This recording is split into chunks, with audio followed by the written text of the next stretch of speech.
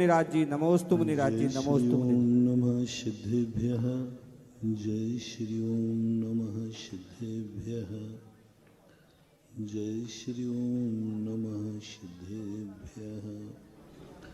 सर्वमंगलमांगल्यं सर्वकल्याणकारकं प्रधानं सर्वधर्माणां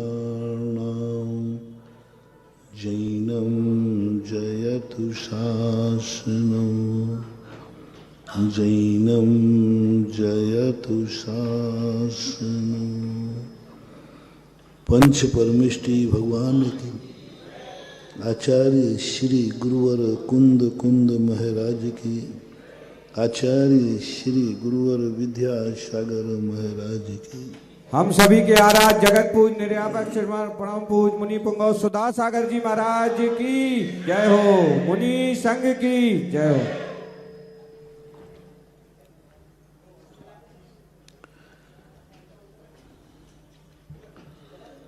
दुनिया की कुछ व्यवस्थाएं ऐसी हैं जिनके अंदर हम परिवर्तन नहीं कर सकते।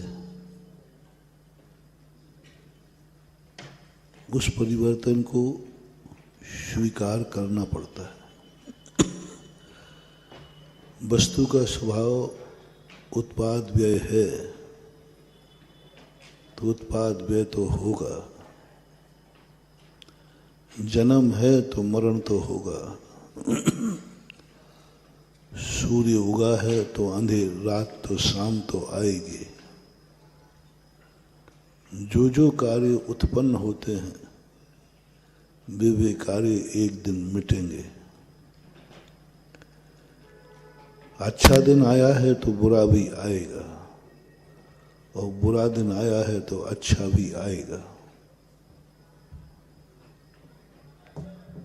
प्रकृति ने कुछ ऐसे नियम बना दिए हैं, बने हुए हैं, लेकिन प्रकृति ने कुछ ऐसी छूटें दी हैं जिन छूटों का हम उपयोग नहीं कर पा रहे। उन्होंने कहा कि मेरे हाथ में जन्म और मरण है, लेकिन जीवन तुम्हारे हाथ में है। जन्म और मरण है, लेकिन निर्णय तुम्हें करना है कि कब मरना है। मरना तो पड़ेगा। मरने की तारीख तो हमने निश्चित कर दी है,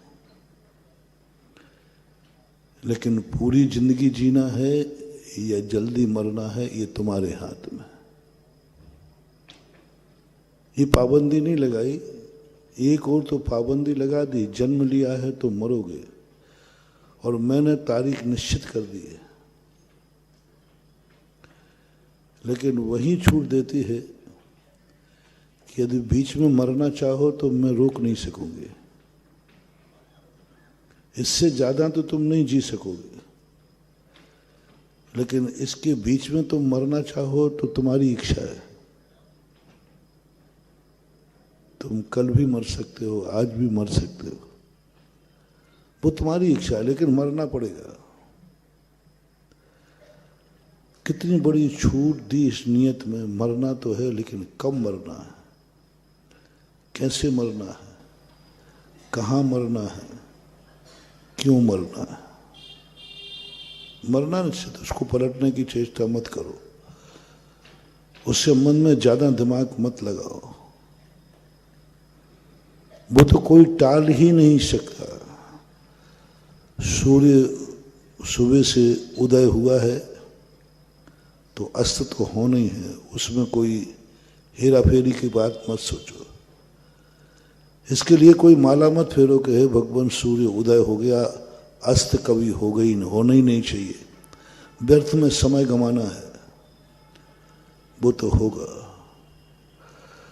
अब जो 12 घंटे मिले हैं दिन के, उसको हमें क्या करना है। उस बीच में ही हमारे लिए जो कुछ करना है, सब कुछ करना। वहां तय करना है कि आज का दिन हमारा कैसा निकलेगा,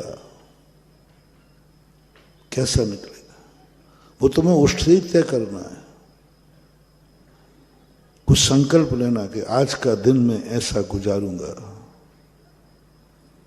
यदि आपका विल पावर सही है तो वैसा ही गुजरेगा।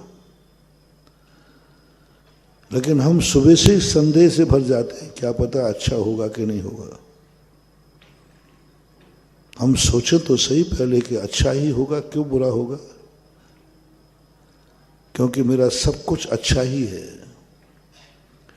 मेरा देश अच्छा है, मेरी जाति अच्छी है, मेरा कुल अच्छा है, मेरा मन अच्छा है, मेरे आचार विचार अच्छे हैं, मेरी आंखें अच्छा देखती हैं, कान अच्छा सुनते हैं, मुख अच्छा बोलता है, पैर कभी अच्छे कार्य के लिए जाते हैं। जब सारे नंबर तुम्हारे अच्छे अच्छे हैं तो बुरे का संदेह मत करना, होगा अच्छा ही होगा। पहले ये देखो कि तुम्हारे चारों तरफ का वातावरण कैसा है। कल जो कहा था, बहुत सारे लोग ऐसे हैं कि जिनको अच्छाइयों के दर्शन ही नहीं हुए, पूरी जिंदगी भर बुराइयों में रहे, बुरे लोगों में रहे, उनको पता ही नहीं है कि अच्छी भी कोई चीज होती है। दुर्गंध में रहने वाला व्यक्ति सुगंध भी कोई चीज है वो कल्पना भी नहीं कर सकता, क्योंकि दुर्गंध में रहा है। परसों हमने एक उदाहरण दिया था तुम्हें कि जिंदगी भर दुर्गंध में रहने वाला सुगंध को भूल जाता है। संसार में यही दशा सबकी है। हर व्यक्ति डरा हुआ बैठा है, अपने स्वयं में डरा हुआ बैठा है, अपनों के संबंध में डरा हुआ बैठा है। कितना बड़ा मोटिवेशन दिया था। क्या तुम दावा कर सकते हो मैं आज अच्छा हूं, कल भी अच्छा रहूंगा? क्या तुम दावा कर सकते हो कि मुझे अच्छे लोगों की संगति मिलेगी तो मैं अच्छा बन जाऊंगा? जैसे मैंने पूछा था, क्या तुम्हें ऐसा विश्वास है कि यदि भगवान मुझे मिल जाएगा तो मैं भगवान बन जाऊंगा? उदाहरण दिया था। एक दीपक कहता है कि मुझे विश्वास है, तुम जलते हुए दीपक से मुझे मिला दो, मैं जल जाऊंगा। 2 दिन पहले ही प्रवचन दिया था। एक दीपक कहता है तुम मुझे जलते हुए दीपक से मिला दो, बस बाकी तुम्हें कुछ नहीं, मैं जल जाऊंगा, मैं भी प्रकाश दूंगा, मैं भी मंगल होऊंगा, बस मुझे एक जलता हुआ दीपक से मिला दो बस। जैसे उस दीपक ने अपनी नियत स्थापित कर ली। क्या तुम्हारा बुझा हुआ दीपक का दावा कर सकते हो कि मेरा ज्ञान दीपक बुझा हुआ है, बस मुझे जिस दिन ज्ञानी जलता हुआ दीपक मिल जाएगा मैं जल जाऊंगा, मैं ज्योतिपुंज बन जाऊंगा? ये दावा नहीं कर पा रहे हो आप, क्योंकि हमें बहुत बार भगवान मिले लेकिन हमारे ऊपर कोई प्रभाव नहीं पड़ा। क्या तुम दावा कर सकते हो कि यदि मुझे गुरु मिल जाए, गुरु की संगति मिल जाए, मैं साधु बन जाऊंगा? यदि मुझे सज्जन मिल जाए तो मैं सज्जन बन जाऊंगा? मुझे जो जो अच्छे लोग मिल जाएं मैं वैसा अच्छा बन जाऊंगा? कभी ऐसी आवाज अंदर से आई? कभी आवाज अंदर से आई कि मैं बहुत अच्छा बनने की शक्ति रखता हूं, बस अच्छा निमित्त मिल जाए? अच्छा निमित्त मिल जाए, कोई दुनिया की ताकत मुझे नहीं रोक सकती, क्योंकि मुझे अंदर से ऐसा भाव आ रहा है कि मैं अच्छा बनूंगा, मैं अच्छा बनूंगा। मेरे अंदर से आवाज आ रही है। सम्यक दृष्टि और कुछ नहीं बंधु। भगवान को देखते उसके अंदर एक प्रतिज्ञा, मैं भी भगवान बनूंगा। एक अंदर से दृढ़ घोषणा करता है, बनूंगा, पक्का है। तुमने कैसे जाना कि बनूंगा? बोले ये बन गए ना। जब ये बन गए तो मैं क्यों नहीं बनूंगा? बनूंगा ही बनूंगा। भगवान को देख करके भगवान बनने का भाव आ जाए, निर्णयात्मक। बनोगे कि नहीं? हाँ महाराज, बन भी सकता हूँ और नहीं भी बन सकता हूँ, मुझे डाउट दिख रहा है, क्योंकि मेरे ऐसे आचरण हैं, मेरा मन बुरा है, मेरी सारी आंखें बुरी हैं, कान बुरे हैं, सब बुरा ही बुरा दिखता है। मेरा देश बुरा है, मेरा परिवार बुरा है, मेरी जाति बुरी है, मेरे सब तरफ बुरे बुरे लोग हैं। महाराज संभावना नहीं है। मिथ्या दृष्टि को ऐसा संदेह होता है। अभव्य व्यक्ति को परिणाम ही नहीं होता। वो तो सिल्लाक बोले बनोगे कि नहीं बनोगे? बोले बनना बनना की बात नहीं, बात मैं चक्कर में नहीं पड़ रहा हूं। और क्या? लेकिन जो आसन भव होता है, होनहार होता है, लक्षण है ये। तुम सम्यक दर्शन के योग्य हो भी कि नहीं, पहला लक्षण। भगवान का तुमने पूजन नहीं किया सो बात नहीं, दर्शन की नहीं किया सो बात नहीं। तुम भक्त हो, इसमें 100% का कोई संदेह नहीं। तुम भक्ति हो, बिना दर्शन के पानी नहीं पीते, भोजन नहीं करते, भगवान के अनन्य भक्त हो, कोई फर्क नहीं पड़ता इससे। जैन दर्शन कहता है तुम कितनी भक्ति कर, देखो मेरा नियम है कि बिना भगवान के अभिषेक पूजन दर्शन के पानी भी नहीं पीता। तो मैं धर्मात्मा हूं? बोले कोई जरूरी नहीं है। मैं भगवान की भक्ति करता हूं, देखो बहुत, तो क्या भक्त हो? बोले जरूरी नहीं है। जैन दर्शन की भक्ति और सारी दुनिया की भक्ति में यही अंतर है। जैन दर्शन कहता है तुम्हें गुणवान को देख करके उनकी प्रशंसा करने का भाव आया, उनकी पूजा करने का भाव आया, उनको छूने का भाव आया, उनके साथ बैठने का भाव आया, उनको देखने का भाव आया, उनकी जयकार बोलने का भाव आया। ये तो सारी दुनिया के लोगों में आता है। जैन दर्शन कहता है क्या तुमने किसी भगवान गुणवान को देख करके कभी भगवान बनने का भाव आया?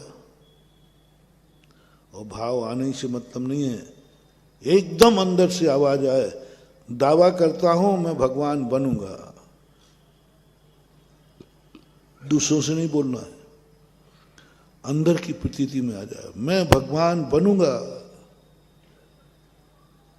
क्योंकि जैसे ये बन गए, साधु को देखकर भाव आ जाए मैं साधु बनूंगा, धनवान को देखकर भाव आ जाए मैं धनी बनूंगा, गुणवान को देख के परिणाम आ जाए मैं गुणवान बनूंगा। निर्णय करना, संदेह नहीं करना, विकल्प नहीं, बन सकता हूं नहीं, ये तो बनूंगा। ऐसा दूर आकाश के तारे जमीन पे आ सकते हैं, लेकिन मुझे कोई भी गुणवान बनने से नहीं रोक सकता, क्योंकि मैं वो बुझा हुआ दीपक हूं, जिस दिन संगति मिलेगी मैं बन जाऊंगा। कल या परसों हमने सेठ सुकौशल का उदाहरण दिया था। ऐसी उपादान शक्ति लेके आया, ऐसी पावन व्यक्ति आया। आजकल तो दुनिया के बेटे को देख करके राग बढ़ता है, बेटे को देखकर मोह बढ़ता है, बेटे को देखकर व्यक्ति बेटे के लिए सब कुछ धर्म भी छोड़ देता है। बेटे को देखकर महाराज जी अब हमारे यहाँ बेटा हो गया वो बड़ा, उसकी सेवा करना पड़ता, उसको स्कूल भेजना पड़ता है। बेटे के लिए कितने लोग अभिषेक छोड़ देते हैं धर्म के लिए, बेटे के लिए धर्म छोड़ देते हैं। सुबह से प्रवचन नहीं आ सकते क्योंकि बेटे को तैयार करना है, स्कूल भेजना है। बेटे को लेकर के सुबह अभिषेक में शामिल नहीं हो सकते क्योंकि बेटे को तैयार करना है। सुबह महिलाएं क्यों नहीं आ पाती प्रवचनों में? क्योंकि घर के लोगों को रोटी बनाना है। बच्चों को तैयार करना है, कितने कार्य हैं। समझ लेना महानुभाव, तुम इसे मोह कह रहे हो, ये तुम्हारा कोई ना कोई जन्म का बैर बन जा रहा है। जिसके कारण से सूत्र बनाए, मंत्र बनाए, जिसके कारण से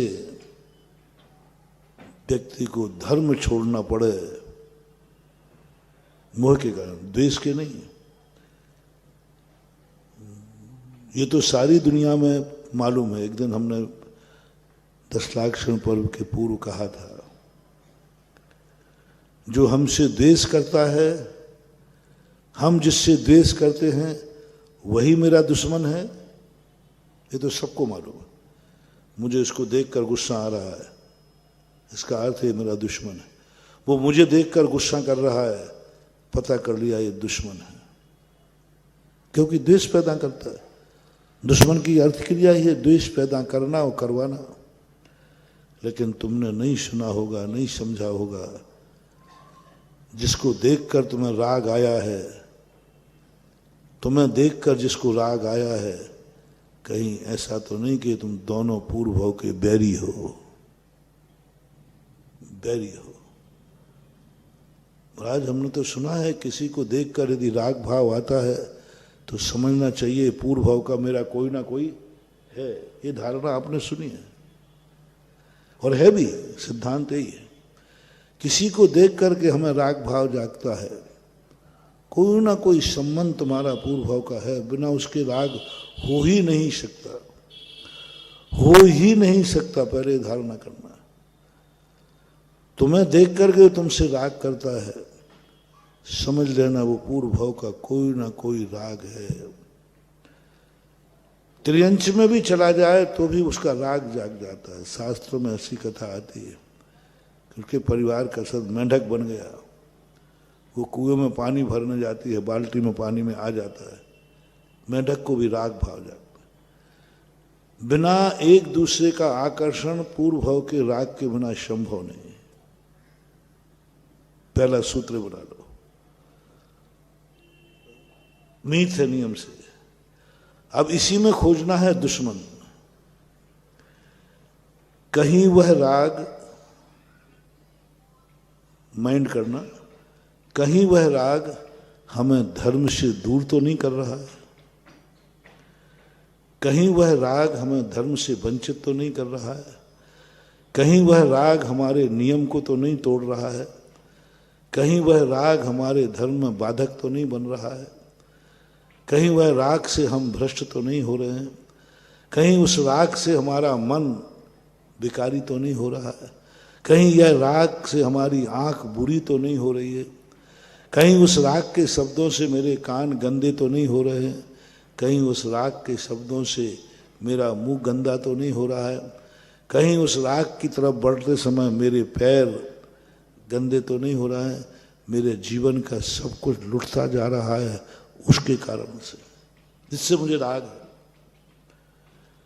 जिससे मुझे राग है, उस कारण से मैं आज सुबह मंदिर नहीं जा सकता, क्योंकि ब्याई जी साहब आ गए। छोटा सा उदाहरण, किस समय आए वो, तो मंदिर जाने वाले थे और प्रतिदिन जाते थे। रिलेशन कोई रिश्तेदार आ गया,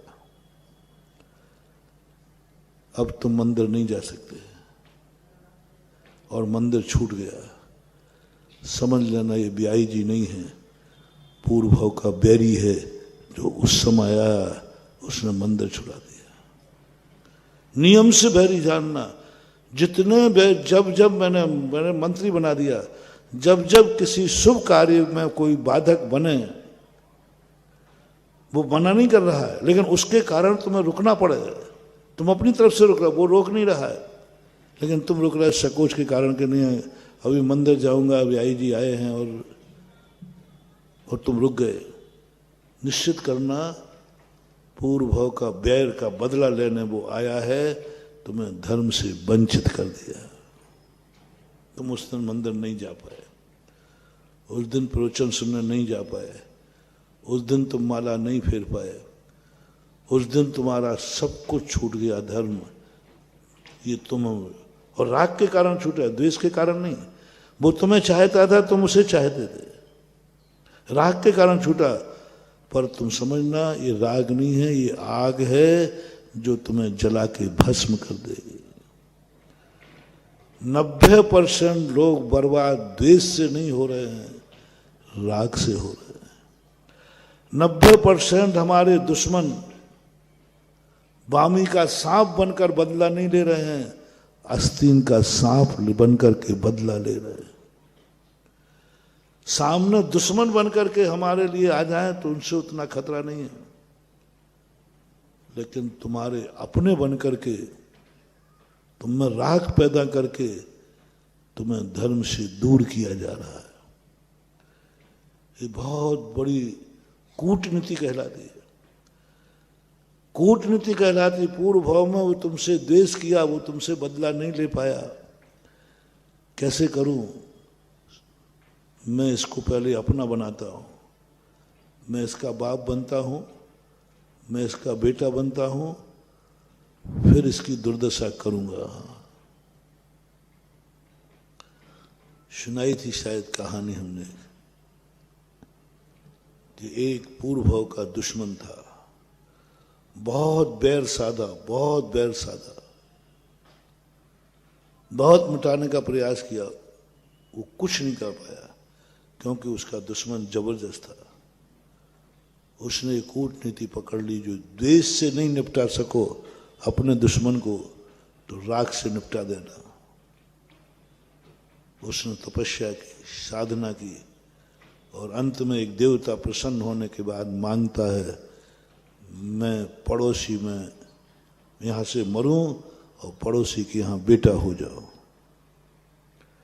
देवता ने कहा, वरदान दे दिया, क्योंकि इतनी तपस्या थी उसकी, इतनी उसने पूजा पाठ किया था, पड़ोसी में देवता हो बेटा। देवता ने सोचा शायद ये जिंदगी भर लड़ता रहा है, इसलिए उसके परिणाम सुधर गए हैं, तो बेटा होना चाहिए। बोले तू तो उसका दुश्मन। बोले साहब मेरा मन है कि बेटा हो, लेकिन ध्यान रखना मैं उनका बेटा अकेले ही रहूं, अकेला रहूं, दूसरा नहीं होना चाहिए। ठीक है भाई, कोई बात नहीं, लेकिन तीसरा शब्द और सुनना देवता जी, मैं उन सेठ जी के पड़ोसी में बेटा हूं, अकेला हूं, और जवान होते ही मर जाऊं। अब देवता कहता है ये कौन सा रहे, बेटा होना ठीक है, इकलौता होना ठीक है, लेकिन जवान होते ही मर जाऊं ये कौन सा रहे। बोले साहब आप तो वरदान दीजिए, आपका जो काम है करिए। वही हुआ, बेटा हुआ, जवान हुआ, मर गया। एक बहुत बड़े व्यक्ति के यहाँ अकेला बेटा मर जाए तो उसकी क्या हालत होती है, क्या हालत होती है, आप सोचो क्या हालत होती है। मर गया, वो पागल हो गया, कपड़े फाड़ने लगा, रोड पे आ गया। देवता ने उस जीव को ढूंढा जो मर गया था। बोले भाई क्या? बोले अभी अकल नहीं आई, देखो मैंने 10 भाव से द्वेष किया, वो बदला नहीं ले पाया, राग करके आज मैंने उसको रोड पर ला दिया। कभी कल्पना की है कि राग में भी आग छुपी है? देख लो, आज मैंने जवान करके मरे करके देखो रोड पर ला दिया, पागल कर दिया। इतना तो मैं रात कितने भी देश करता तो भी नहीं ला सकता था। इस पैथी को दुनिया नहीं समझ पा रही है, नहीं समझ पा रही है कि ये राग हमारा मोह पड़ रहा है। क्यों नहीं समझ पा रहे आप? ये मत समझो कि तुम्हारे यहां बेटा हुआ है वो बेटा ही है। हो सकता है वो तुम्हारे यहां जिसका कर्जा लेकर के तुम मर गए थे, कर्जा नहीं चुकाया था, वो बेटा बनकर के तुम्हारी कमाई की वसीयत ले रहा है। लेना था तो उसके लिए कमाओगे, उसके लिए कमाओगे। तुम्हारे मन में भाव आएगा मुझे बेटे के लिए एक बंगला बनाना है, बेटे के लिए इतना धन कमाना है।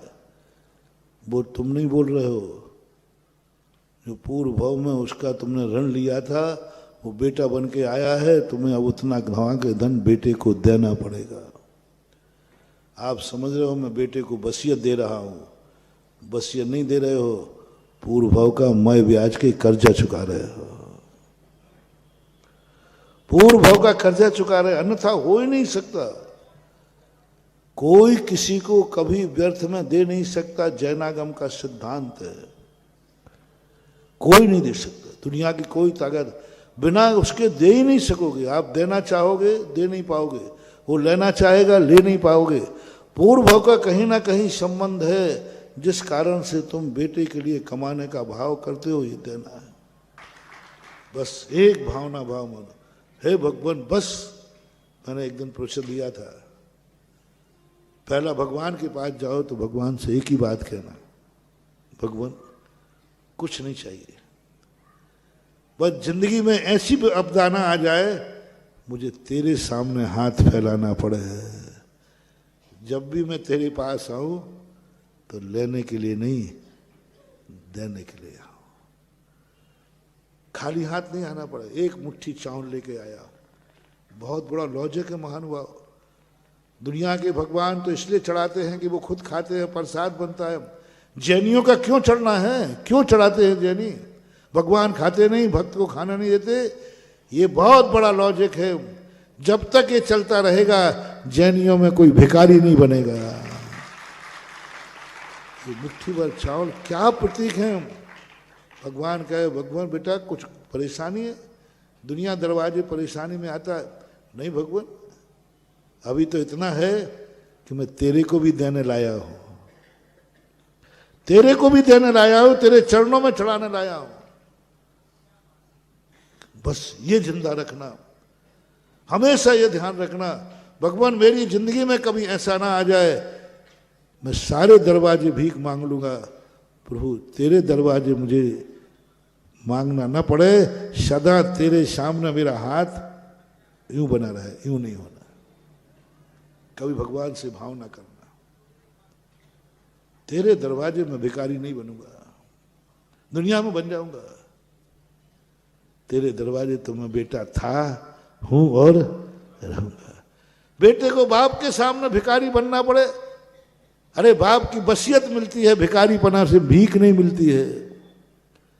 आप लोग घरों में भावना भाएं, बस एक भावना आज से भाना शुरू करें कि मुझे कभी अपने पिता की संपत्ति पर नियत खराब ना करना पड़े।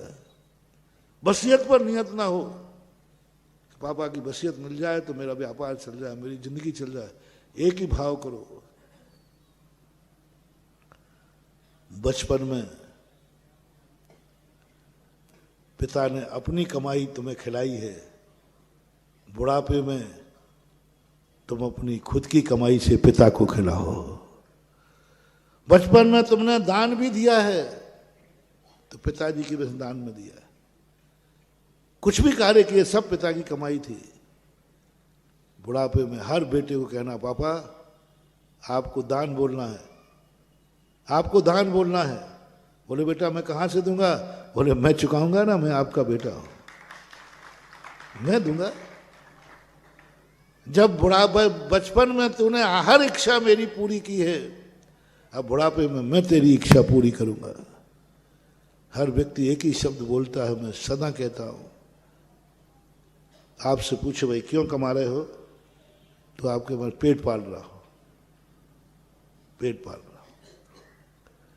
पेट तो पशु पक्षी भी पाल लेता है। नहीं नहीं मैं पेट नहीं पाल रहा हूं, बाल बच्चे पाल रहा हूं, बाल बच्चे। मेरे से मत कहलवाओ, बाल बच्चे तो कुत्ते बिल्ली सूकर भी पाल लेते हैं, तू क्या पाल रहा है? कोई पूछे किस लिए कमा रहे हो, किस लिए कमा रहे हो, लो किस लिए कमा रहे हो, तुम्हारे मुख से निकल जाए भगवान के लिए।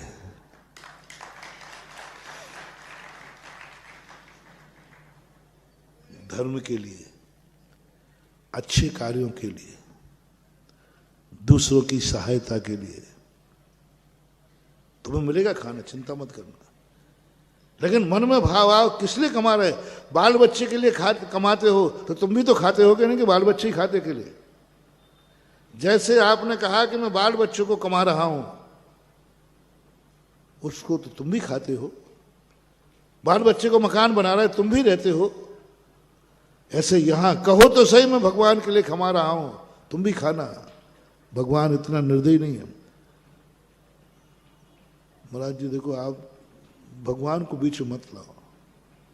हम लोग इतने धर्म, चलो चलो मैं वापस लेता हूँ शब्द, लेकिन वापस इसलिए नहीं लूँगा कि मेरे भक्तों में कुछ हैं जो आज से नियम ले सकते हैं कि मैं जो कुछ कमा रहा हूँ भगवान के लिए कमा रहा हूँ, अच्छे कार्यों के लिए कमा रहा हूँ। चलो कोई बात नहीं, शेकन देता हूँ। जैसे तुम्हारे बाप ने पूछा किसी ने, क्या कर रहे हो? बाल बच्चों के लिए कमा रहा हूँ, बाल बच्चों के लिए पाल रहा हूँ। अब तुम बड़ा हो गया, बस उसका रिवर्स करो, रिटर्न करो। किसी ने पूछा क्यों कमा रहे हो? बोले पापा के लिए कमा रहा हूँ, मम्मी के लिए कमा रहा हूँ। बस ये शब्द बोलना। बच्चे शब्द को बोलना ये पशुओं की भाषा है। पेट के लिए कमाना ये पापियों की भाषा है, पशुओं की भाषा है। बाल बच्चों के लिए कमाते हैं, पशुओं की भाषा है, पेट को कमाते हैं। पापियों की भाषा है, तुम पापी नहीं हो। पशु कभी भी अपने बाप के लिए नहीं कमाता, अपने माँ बाप के लिए नहीं कमाता, कभी नहीं कमाता। बच्चों के लिए कमा सकता है। आज तक किसी पक्षी ने बच्चों के लिए तो दाना ला के दिया, किसी पक्षी ने अपने बाप को दाना डाल के देखा तुमने? पक्षी दाना लाएगा अपने बच्चों के लिए, डालता है, लेकिन कभी किसी पक्षी ने अपने पिता के लिए दाना खिलाते देखा? वो तो भूल ही जाता है कि बाप कौन है, दाना क्या खिलाएगा। कभी नहीं हुआ आज तक एक पक्षी दूसरे पक्षी को दाना खिला रहा था, नहीं। हर पक्षी बच्चों को दाना खिलाते हुए पाया गया। दूर दूर से चोंच में दाना लाती है, बच्चों को खिलाती है, लेकिन कोई पक्षी ने आज तक। तो तुम में भी क्या अंतर? तुम भी बच्चों को लाके खिला रहे हो। तुम मनुष्य हो, तुम ये भाषा बोलो, मैं मम्मी पापा के लिए कमा रहा हूं। मम्मी पापा के, बोले क्यों मम्मी पापा के लिए क्यों? बोले हमारे मम्मी पापा बहुत धर्मात्मा है ना, बहुत धर्मात्मा है। उनके दरवाजे से जब वो कमाते थे, उनके दरवाजे से कोई खाली नहीं जाता था, बहुत। इसलिए कहीं ऐसा ना हो, अपने राज्य में उन्होंने इतना धर्म किया है, आज उन्होंने कमाना बंद कर दिया, बेटे का राज्य है, तो उनका वो धर्म खत्म ना हो जाए, इसलिए मैंने पापा से कहा पापा आप तो दो, मैं तुम्हारे लिए कमाऊंगा, जैसे आपने मेरी हर इच्छा पूरी करने के लिए किया। हर बेटा, फिर बाल बच्चों को भाड़ में झोंक दूं क्या? आप कहते नहीं नहीं, भाड़ में मत झोंकना, तुम्हें झोंकने की जरूरत नहीं है।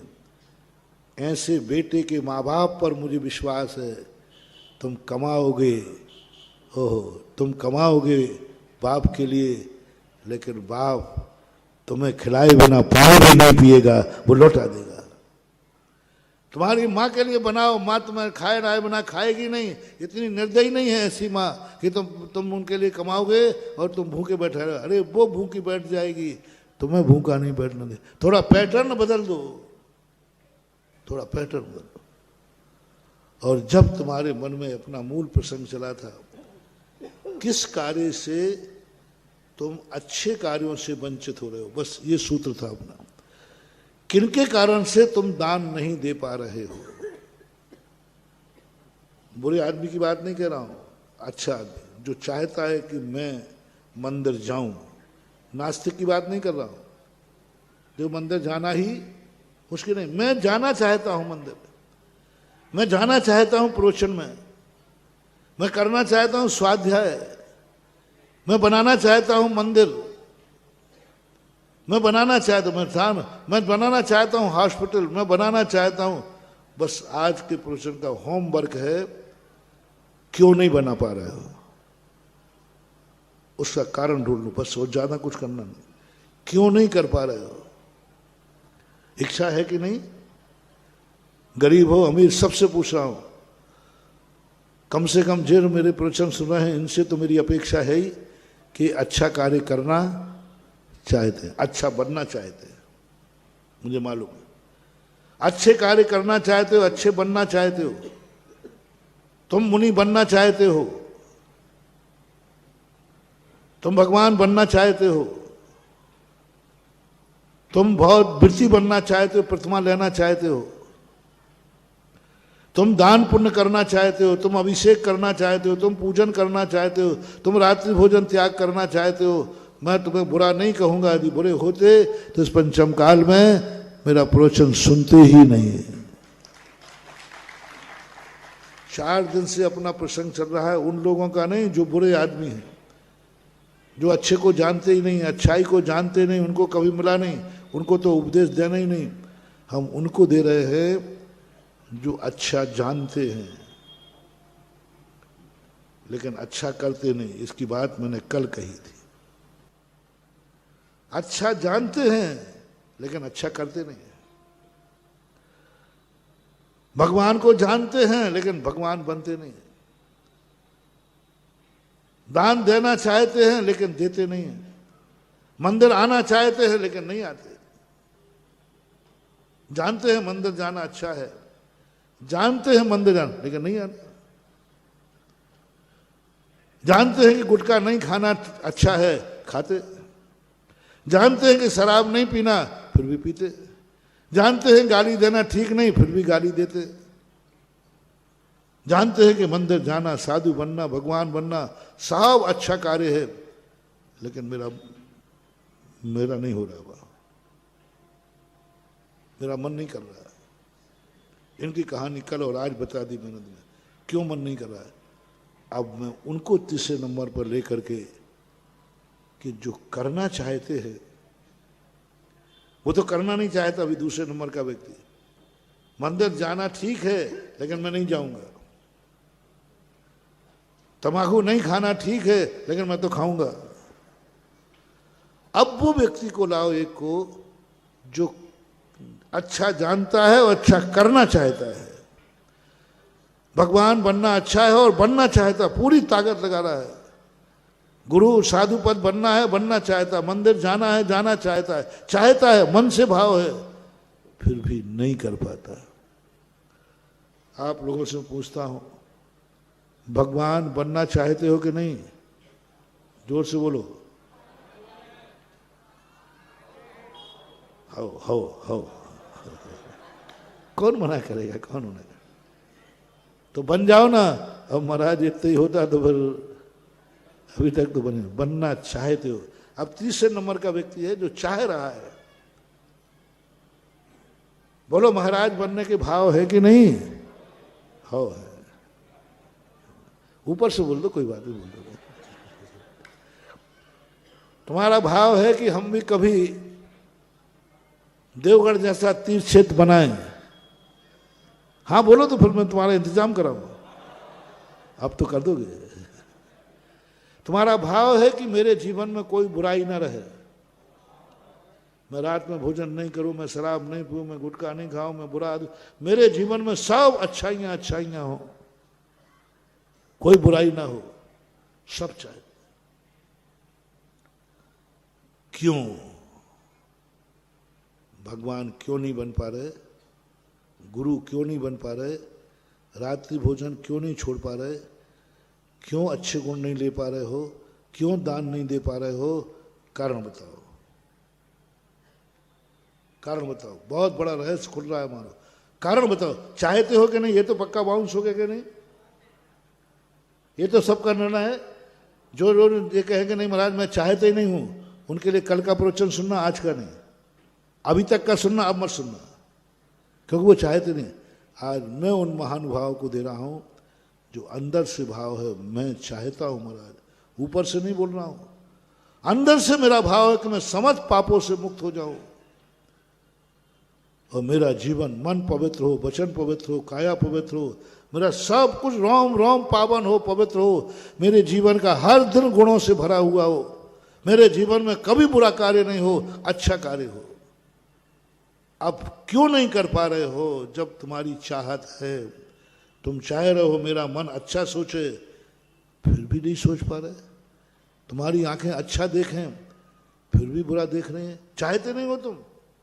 मेरे कान बुरा अच्छा सुने, फिर भी नहीं सुनाई पड़ रहा है। तुम चाहते हो मेरे हाथ से अच्छे काम हो में, फिर भी कारण क्या है? थोड़ा समय दो महानुभाव। जिंदगी में यदि इस कलयुग में हमने कारण भी समझ लिया तो जैसे एक मरीज होता ना सीरियस, डॉक्टर यदि रोग का पता लग जाए तो आधा तो वो वैसे ही खुश। अब कोई चिंता की बात, डर कब तक है? अभी रोग ही पता नहीं चल रहा था।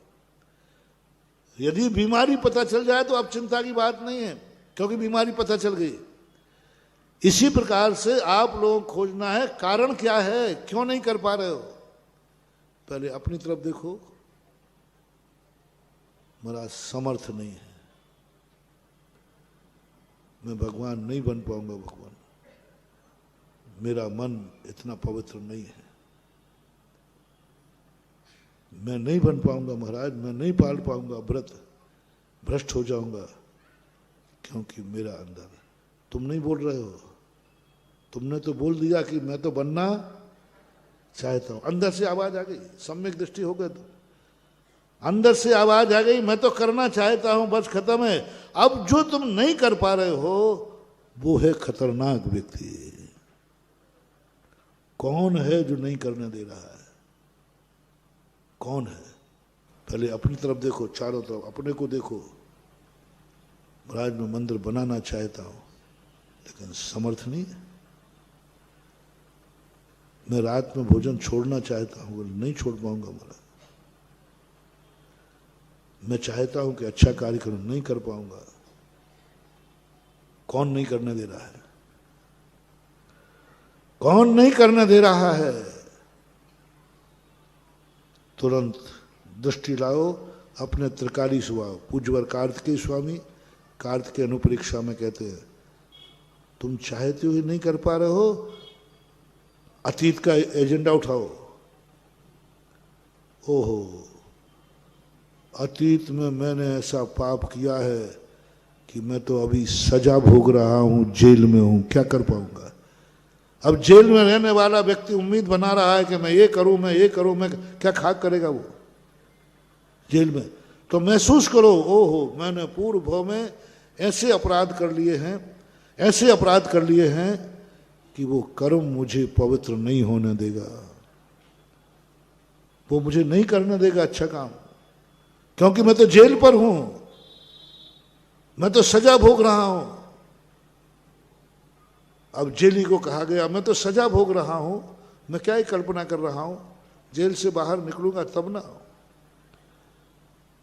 विपाक विषय धर्म ध्यान, बस यहां से शुरू होता है विपाक विषय धर्म ध्यान। ओहो मैंने पूर्व में ऐसा अपराध किया है कि आज मेरी शक्ति नहीं है कि मैं महाराज बन जाऊं, शक्ति नहीं। आलोचना शुरू कर दो, जे कर्म पूरब, बस मेरी शक्ति, कोई मुझे बाधा नहीं है, कोई नहीं रोक रहा है, लेकिन मेरी शक्ति नहीं। मेरे मंदिर बनने का भाव है लेकिन शक्ति नहीं है, क्योंकि मैं गरीब हूं, क्योंकि मैं गरीब हूं, मेरी इनकम आप सोच कम है। क्यों क्यों क्यों? ओहो मेरे पास पूर्व भाव में धन था, मैंने पापों में गमाया, अय्यासी में गमाया, बुरे कार्यों में गमाया। उसका परिणाम है कि इस लक्ष्मी ने मुझे अभिशाप दिया है, सजा दी है कि तू चाहते हुए भी नहीं कर पाएगा, क्योंकि लक्ष्मी का अभिशाप है तुम्हारे ऊपर। चाहते हुए नहीं कर पाओगे, चाहते हुए नहीं कर पा रहे, क्योंकि गरीब हो, असमर्थ। क्यों हुए असमर्थ? तुमने धन का दुरुपयोग किया है, तुमने धन का दुरुपयोग किया है, उसने तुम्हें सजा दी है। जितने गरीब हैं ये सब लक्ष्मी के द्वारा सजा भोग रहे हैं, सजा भोग रहे हो आप सब। जो असमर्थ व्यक्ति अच्छा कार्य करना चाहता है, नहीं कर पा रहा है, वो सब सजा भोग रहे हैं, सब जेली हैं, सब अपराधी हैं। अब क्या करोगे? दूसरा कारण, अब अपने आप की अतीत की निंदा करना शुरू करो, अब मैं ऐसी गलती नहीं करूंगा। दूसरा, यदि बाहर जाओ थोड़ा भी, महाराज मेरी शक्ति तो है, बज्जो सब नाराज संगनन है, मेरे पास शक्ति है, अच्छा बनने की शक्ति है, मैं मंदिर बना सकता हूं, मैं रात्रि भोजन त्याग सकता हूं, मैं गुटखा त्याग सकता हूं, फिर कौन रोक रहा है? कौन रोक रहा है? कौन रोक रहा है? बेटे का मोह है, बेटे का मोह है, इच्छाओं की ऐश आराम करने का, अय्यासी करने का मोह है। तुरंत समझ लेना मानो, आज जिसके कारण से तुम रुक रहे हो, इच्छा होते हुए भी, वही तुम्हारा बैरी है। पहला बैरी कौन बन गया? हमारा पूर्व का किया हुआ कर्म, क्योंकि वो मेरा बैरी है, क्योंकि वो कह रहा तुम्हें धर्म नहीं करने दूंगा, ऐसी दशा बनाऊंगा तुम्हारी। अब आप आ जाइए परिवार में, किसी के कारण से तुम्हारा धर्म वंचित रह रहे हो, तुरंत समझ लेना ये बैरी है। सेठ सुदर्शन, पिताजी दीक्षा ले रहे थे, वो कहते हैं महाराज मैं भी दीक्षा लेना चाहता हूँ, लूंगा, लेना है पक्का है, लेकिन मैं मेरी पत्नी के राग के कारण मैंने इसको नहीं छोड़ सकता, इसको नहीं छोड़ सकता, इसको कहाँ छोड़ूं? अधर्म में छोड़ूं? छोड़ के भागूं?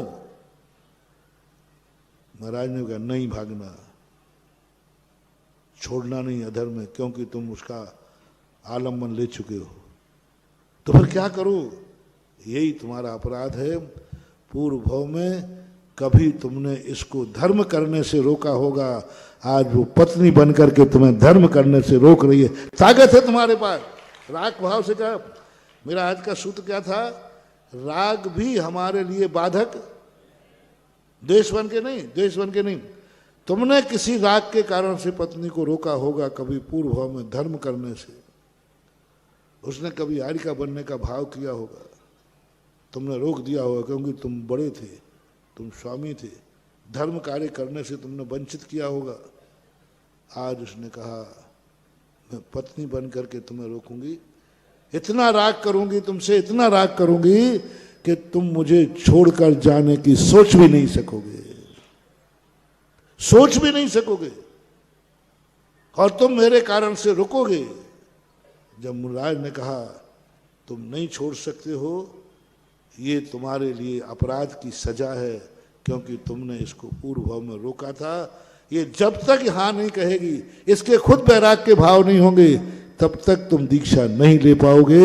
ये राग आग तुम्हें रोकेगी, ये राग तुम्हारी सजा बन के आएगा। और हुआ यही, दोनों ने फिर बाद में एक साथ दीक्षा ली और कल्याण किया, मोक्ष गए। यानी पग पग पर आप देखो, आप कौन रोक रहा है तुम्हें? एक छोटी सी बात से अपन ने शुरू किया था, तुम मंदिर आ रहे थे, क्यों नहीं आ पाए सुबह से मंदिर आप? ग्राहक आ गया। वो ग्राहक नहीं आया है, वो बैरी आया है। कौन आ गए? ब्याई जी आ गए साहब। किस समय आए? मंदिर, और उन कारण से मंदिर जुड़ गया।